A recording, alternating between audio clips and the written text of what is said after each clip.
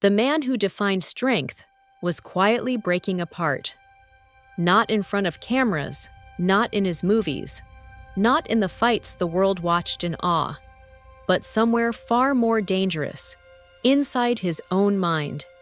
He moved faster than anyone, stronger than anyone, sharper than anyone.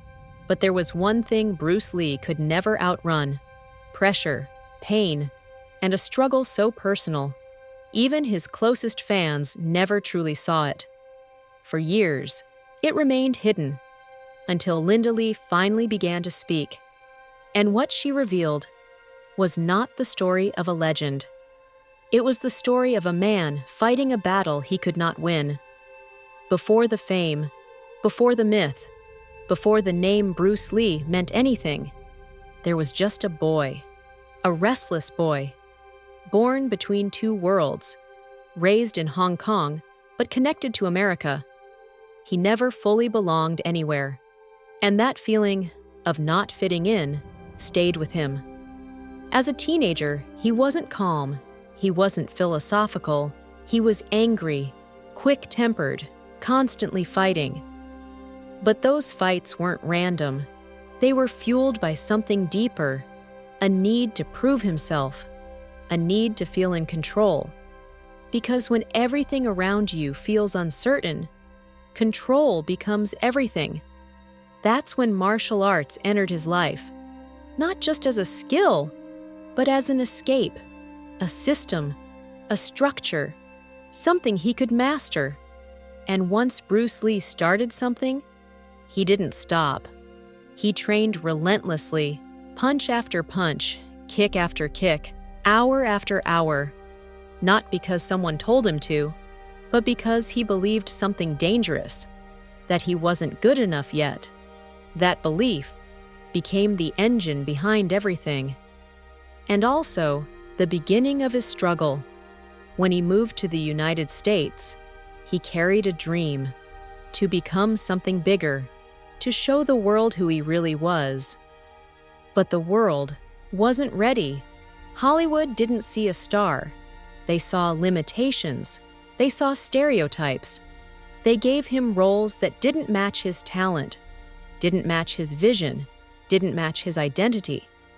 And that rejection cut deeper than people realized. Because Bruce Lee didn't just want success, he needed recognition, validation, proof that he belonged. During this time, he met Linda Lee, and for the first time, someone saw him fully.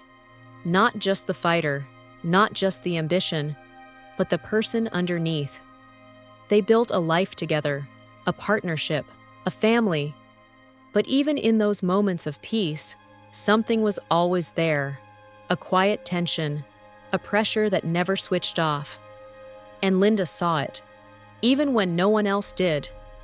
Then came the moment that nearly destroyed everything. A training session, routine, controlled, until it wasn't. A sudden injury, severe, unexpected. And just like that, Bruce Lee was on the ground, unable to move properly. Doctors gave him devastating news.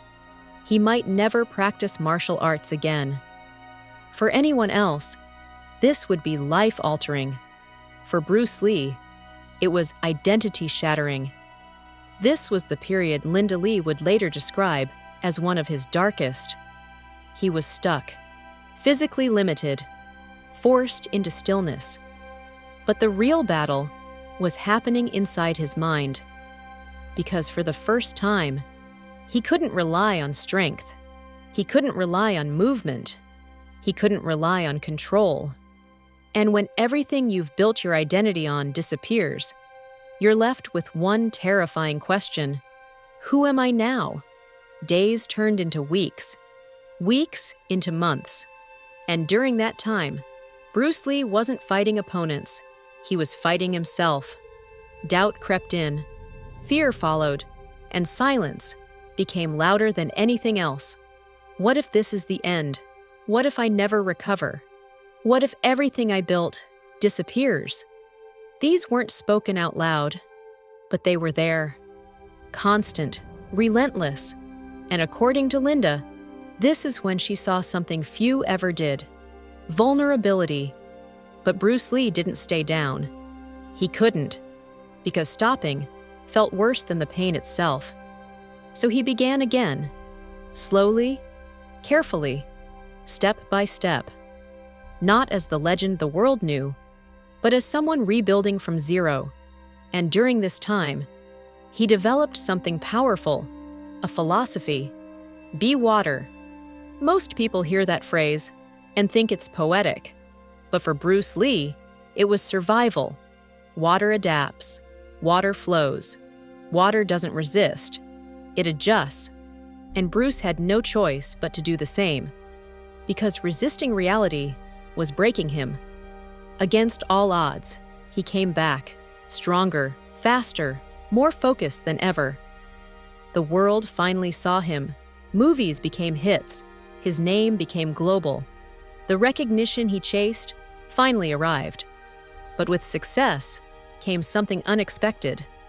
Fame didn't remove pressure, it multiplied it. Now, he wasn't just proving himself. He was maintaining an image, a standard, a legacy. Every move was watched, every performance judged, every moment analyzed, and failure was no longer an option. Years later, Linda Lee shared something deeply personal. Bruce Lee didn't show weakness, not because he didn't have any, but because he felt he couldn't. He carried everything internally: the pressure, the stress, the expectations, and that silence made everything heavier. From the outside, he was unstoppable, but inside, the battle never ended, because the stronger he became, the more the world expected. And the more the world expected, the less room he had to be human. Bruce Lee wasn't just fighting opponents, he was fighting identity, expectation, perfection, and himself. And maybe that's the truth we've been missing all along. Not that he was invincible, but that he kept going, even when he wasn't. The world remembers a legend, but behind that legend was a man caring more than anyone realized. And that struggle is what made him real. If this changed the way you see Bruce Lee, subscribe for more untold stories. Because sometimes the strongest people are fighting the battles we never see. Subscribe for more untold stories like this, because behind every legend, there's a truth the world never sees.